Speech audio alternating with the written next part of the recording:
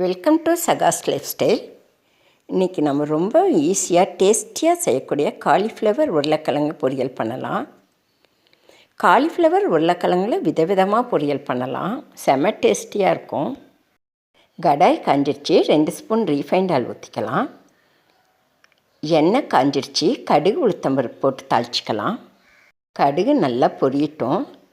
எப்பயுமே கடுகை எண்ணெயில் போட்டதும் அது நல்லா பொரிஞ்சதுக்கு பின்னாடி தான் வெங்காயம் போடணும். சின்ன வெங்காயம் கட் பண்ணி வச்சுருக்கேன். சின்ன வெங்காயம், கருவேப்பிலை, 6 காஞ்ச மிளகாய் போட்டு நல்லா வதக்கலாம். ஈஸினால் ஈஸி, அப்படி ஒரு ஈஸி இந்த பொரியல். ஆனால் செம்ம டேஸ்டியாக இருக்கும். நிஜமாகவே செஞ்சு பாருங்கள். ஈஸியாகவும் இருக்கணும், ருசியாகவும் இருக்கணும்னா இந்த மாதிரி சமையல் நம்ம ஈஸியாக செஞ்சுக்கலாம். காலிஃப்ளவர் உருளைக்கிழங்கு கழுவி வச்சுருக்கேன், அதை போட்டுக்கலாம். காலிஃப்ளவரை சுடு தண்ணியில் கொஞ்சமாக உப்பு போட்டு கழுவி வச்சுருக்கேன். மஞ்சத்தூள் 1 ஸ்பூன் போட்டுக்கலாம்.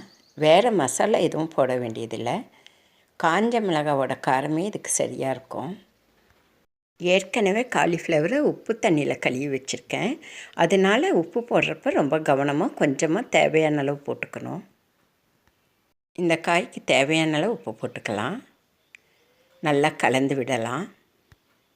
காலிஃப்ளவரோட உருளைக்கிழங்கு சேர்த்து செய்கிறப்ப செம ருசியாக இருக்கும்.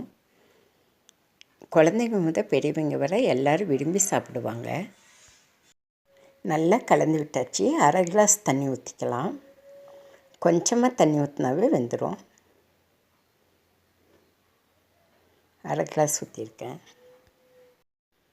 கலந்து விட்டு மூடி போட்டு ஒரு 5 நிமிஷம் வேக விடுவோம். அப்பப்போ மூடியை திறந்து கிளறி விட்டுக்கலாம். மூடி போட்டு வேக விடலாம். 5 நிமிஷம் ஆயிடுச்சு. மூடியை திறந்து பார்க்கலாம். நல்லா வெந்துருச்சு. இன்னும் ஒரு 2 நிமிஷத்தில் நம்ம காலிஃப்ளவர் உருளைக்கிழங்கு வறுவல் ரெடி ஆகிடும். நல்லா கலந்து விட்டு ஒரு 2 நிமிஷம் மூடி போட்டு வைக்கலாம். ரொம்பவும் சிம்பிள், ரொம்பவும் ஈஸி. அடிக்கடி செய்வீங்க, சாப்பிட்டு பார்த்தா அவ்வளோ ருசியாக இருக்கும். 2 நிமிஷம் ஆகிடுச்சு. மூடி எடுத்து பார்க்கலாம். ரெடி ஆகிடுச்சு காலிஃப்ளவர் உருளைக்கிழங்கு வறுவல். கிளறி விட்டு கேஸ் ஆஃப் பண்ணிடலாம். என் வீடியோவுக்கு லைக் பண்ணுங்கள், கமெண்ட் பண்ணுங்கள், சப்ஸ்கிரைப் பண்ணுங்கள்.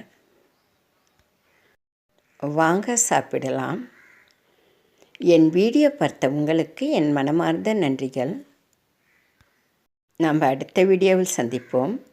சப்ஸ்கிரைப் பண்ணுங்கள், சப்போர்ட் பண்ணுங்கள்.